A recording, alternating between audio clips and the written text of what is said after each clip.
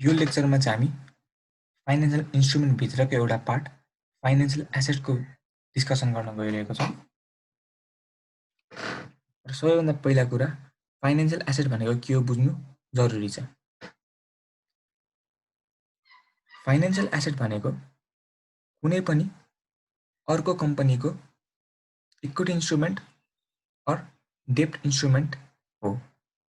यदि कुनै पनि कम्पनी जस्तै कम्पनी ए ले कम्पनी बी को इक्विटी इन्स्ट्रुमेन्ट जस्तै शेयर्स अर डेब्ट इन्स्ट्रुमेन्ट जस्तै बोन्ड्सहरू पर्चेस गर्यो भने कम्पनी ए को त्यो फाइनान्शियल एसेट्स हो।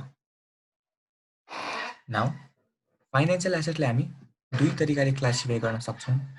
एउटा हो डेब्ट इन्स्ट्रुमेन्ट र अर्को हो इक्विटी इन्स्ट्रुमेन्ट। नाउ डेब्ट इन्स्ट्रुमेन्ट भनेको कुनै पनि अर्को कम्पनीको डेब्ट इन्स्ट्रुमेन्ट जस्तै बोन्ड्स, ट्रेजरी बिल्स अरू यदि हाम्रो कम्पनीले पर्चेस गर्यो भने त्यसले हामी डेब्ट इन्स्ट्रुमेन्ट भन्छौँ। इक्विटी इन्स्ट्रुमेन्ट भन्नाले कुनै पनि अर्को कम्पनीको हामीले शेयर्सहरू पर्चेस गर्यो भने त्यस्तोलाई हामी इक्विटी इन्स्ट्रुमेन्ट भन्छौँ। नाउ अब रेकग्नाइजेसन क्राइटेरियामा जाउँ। रेकग्नाइजेसन क्राइटेरियाले के भन्छ भने कतिखेर चाहिँ एसेटलाई फाइनान्शियल एसेटको रूपमा सब क्लासिफाई गर्न मिल्छ भन्ने क्राइटेरिया देखाउँछ। र फाइनान्शियल एसेटको क्राइटेरिया अरू एसेटभन्दा अलिकति डिफ्रेन्ट छ।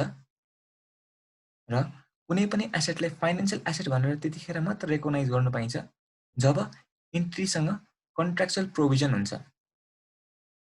कन्ट्र्याक्चुअल प्रोभिजन भन्नाले यदि कुनै पनि इन्टिटीसँग कन्ट्र्याक्चुअल राइट छ कि फ्युचरमा गएर उसले क्यास रिसिभ गर्छ in term of dividend, interest or through redemption भने त्यस्तोलाई हामी फाइनान्शियल एसेटको रूपमा क्लासिफाई गर्न सकिन्छ। सेकेन्डमा जाउँ इनिसियल मेजरमेन्ट। इनिसियल मेजरमेन्ट भनेको पहिलोचोटि financial instrument books of अकाउन्टमा display गर्दाखेरि कुन भ्यालुमा मेजर गर्नुपर्छ वा त्यसको भ्यालुएसन कसरी गर्नुपर्छ। इनिसियली फाइनान्शियल एसेट्स बुक्समा देखाउँदा जहिले पनि फेयर भ्यालुमा डिस्प्ले गर्नुपर्छ।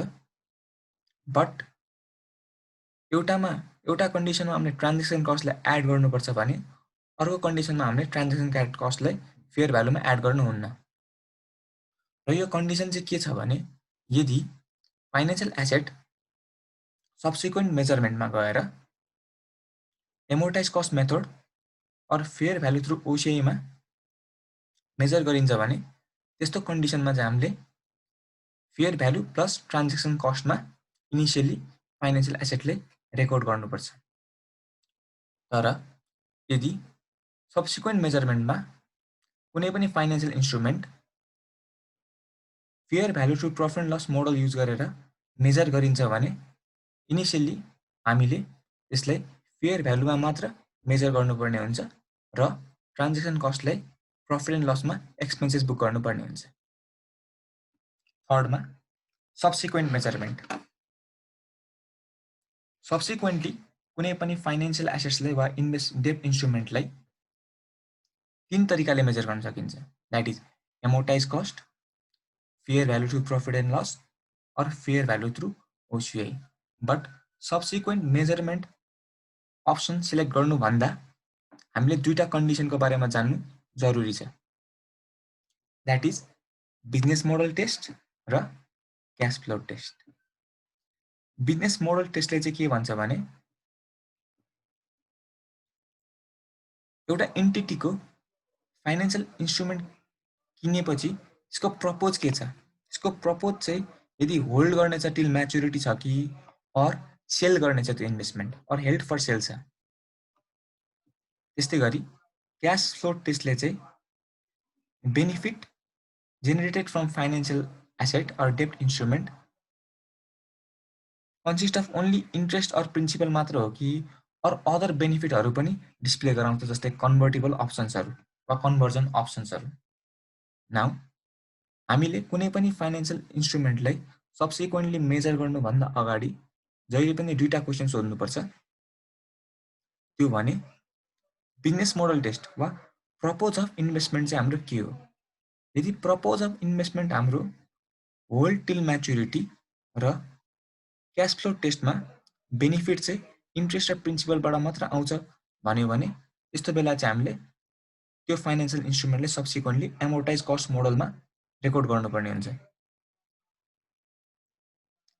त्यस्तै यदि बिजनेस मोडल टेस्टमा हेल्ड फर सेल प्रपोज चाहिँ हेल्ड फर सेल र कन्ट्राक्चुअल क्यास फ्लो टेस्टमा अदर बेनिफिट पनि एभाइलेबल छ भन्ने अप्सन आउँछ वा एन्सर आउँछ भने त्यतिखेर चाहिँ हामीले डेब्ट इन्स्ट्रुमेन्टलाई subsequently fair value through profit and लसमा मेजर गर्नुपर्ने हुन्छ।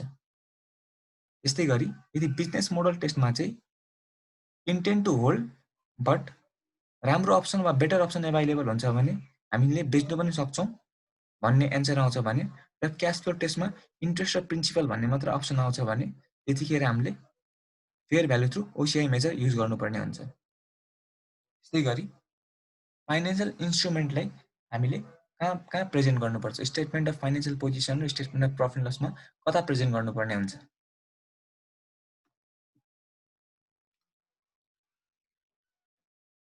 फाइनेन्शियल इन्स्ट्रुमेन्टले वा फाइनेन्शियल एसेटले हामीले स्टेटमेन्ट अफ प्रफिट एन्ड लसमा इन्ट्रेस्ट इन्कमको पोर्सन अर डिभिडेन्डको पोर्सनहरू हामीले एज एन इन्कम भनेर प्रफिट एन्ड लसमा मेजर वा रेकर्ड गर्नुपर्ने हुन्छ। त्यस्तै गरी फाइनेन्शियल एसेटको क्लोजिङ भ्यालु चाहिँ नन करेन्ट एसेट हेडिङभित्र हामीले स्टेटमेन्ट अफ फाइनेन्शियल पोजिसनमा प्रेजेन्ट गर्नुपर्ने हुन्छ।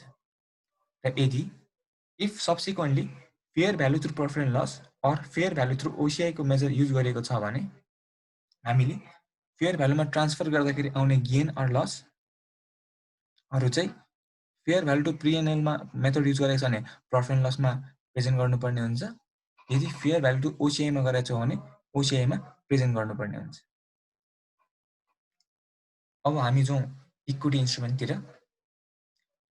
इक्विटी इन्स्ट्रुमेन्ट पनि इनिसियली फेयर भ्यालुमा मेजर गर्नुपर्ने हुन्छ र यहाँ पनि यहाँको कन्डिसन पनि सेम छ। यदि सब्सिक्वेन्टली इक्विटीलाई profit and loss through measure गरिन्छ भने त्यो कन्डिसनमा चाहिँ हामीले ट्रान्ज्याक्सन कस्टलाई एक्सपेन्सेस मान्नुपर्ने हुन्छ। यदि सब्सिक्वेन्टली इक्विटीलाई फेयर भ्यालु थ्रु ओसिआईमा मेजर गरिन्छ भने त्यो कन्डिसनमा चाहिँ हामीले fair value plus transaction कस्टमा initially equity इन्स्ट्रुमेन्टले major गर्नुपर्ने हुन्छ। नाउ अब सब्सिक्वेन्ट मेजरमेन्टतिर जाउँ। सब्सिक्वेन्ट मेजरमेन्टमा इक्विटी इन्स्ट्रुमेन्टले दुई तरिकामा मेजर गर्न सकिन्छ। एउटा चाहिँ profit and loss fair value through profit and loss, अर्को चाहिँ fair value through OCI. Actually fair value to profit and loss चाहिँ हाम्रो डिफल्ट क्याटेगोरीमा हो। भनेपछि यदि क्वेसन साइलेन्टमा बस्यो भने वा केही पनि इन्फर्मेसन दिएन भने केही अप्सन अप्ट गरेको छैन भने जहिले पनि हामीले fair value through profit and लसमै मेजर गर्नुपर्ने हुन्छ। बट यदि क्वेसनले केही भनिदिएको छ भने जस्तै फेयर भ्यालु टु ओसिआईबाट मेजर गरेको छ भनिदिएको छ भने त्यतिखेर चाहिँ हामीले fair value through OCI measure use गर्नुपर्ने हुन्छ। तर कुनै पनि इन्टिटीसँग अप्सन हुन्छ कि त्यसले आफ्नो इक्विटी इन्भेस्टमेन्टलाई फेयर भ्यालु टु ओसिआईमा मेजर गर्न सक्छ। बट त्यसको लागि दुईटा कन्डिसन मिट गर्नुपर्छ। एउटा चाहिँ इक्विटी इन्स्ट्रुमेन्ट चाहिँ वा इक्विटी इन्भेस्टमेन्ट चाहिँ हेल्ड फर ट्रेडिङ हुनुहुन्न वा लङ टर्म इन्भेस्टमेन्ट हुनुपर्छ र एउटा चोइस गर्नुपर्छ जुन चाहिँ इरिकभरेबल हुन्छ, जुन चाहिँ हामीले रिभर्स गर्न सक्दैनौँ कि हामीले अब फेरि त्यो इन्स्ट्रुमेन्टले fair value to profit and loss measure गर्ने छैनौँ भनेर एउटा स्टेटमेन्ट दिनुपर्ने हुन्छ।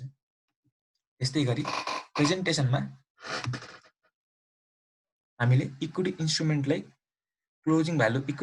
क्लोजिङ भ्यालुले स्टेटमेन्ट अफ फाइनेन्शियल पोजिसनको नन करेन्ट एसेटभित्र राख्नुपर्ने हुन्छ र गेन अर लसहरू हामीले रिभ्यालु गर्दा वा फेयर भ्यालुमा मेजर गर्दा आएको गेन एन्ड लसहरू हामीले fair value to profit and loss option opt गरेको छ भने प्रफिट एन्ड लसमा, यदि fair value to OCI option opt गरेको छ भने ओसिआईमा ट्रान्सफर गर्नुपर्ने हुन्छ। अब डिरेकग्नाइजनतिर जाउँ। कुनै पनि फाइनेन्शियल एसेट्स यतिखेर मात्र डिरेकग्नाइज गर्न पाइन्छ जब चाहिँ contractual right to receive the cash चाहिँ एक्सपायर हुन्छ, मिन्स सकिन्छ, वा हामीले क्यास अब कुनै पनि कन्ट्र्याक्चुअल क्यास फ्लो चाहिँ हामीले रिसिभ गर्ने राइट हामीसँग हुँदैन। अब फाइनेन्शियल एसेट सोल्ड गर्यो भने के गर्ने? फाइनेन्शियल एसेट सोल्ड गर्यो भने हाम्रो contractual right to receive the cash फ्लोहरू एक्सपायर हुन्छ। त्यही भएर हामीले फर्स्टमा फाइनेन्शियल एसेटलाई डिरेकग्नाइज गरेर क्यास रिसिभलाई रेकग्नाइज गर्छौँ। सेकेन्डमा फाइनेन्शियल एसेटलाई बेचेपछि त्यसमा आएको गेन एन्ड लसलाई हामीले प्रफिट एन्ड लसमा सो गर्छौँ। यदि financial asset subsequently fair value through ओसिआईमा मेजर भएको छ भने ओसिआईमा भएको रिजर्भलाई हामीले प्रफिट एन्ड लसमा ट्रान्सफर गर्छौँ।